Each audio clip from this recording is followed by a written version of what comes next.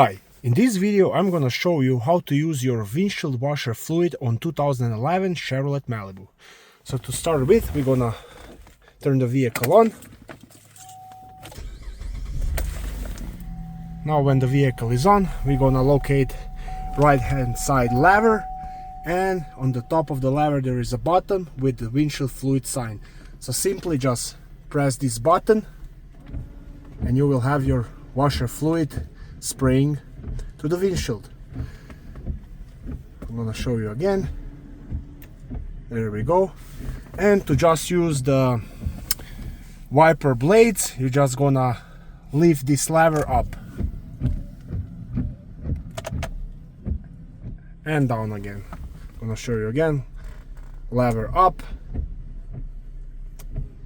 have different speeds, and then when you want to turn it off, just lever all the way down. Also, you can just, if you want to do it only once, you will pull the lever down once. And that's it. Thanks for watching.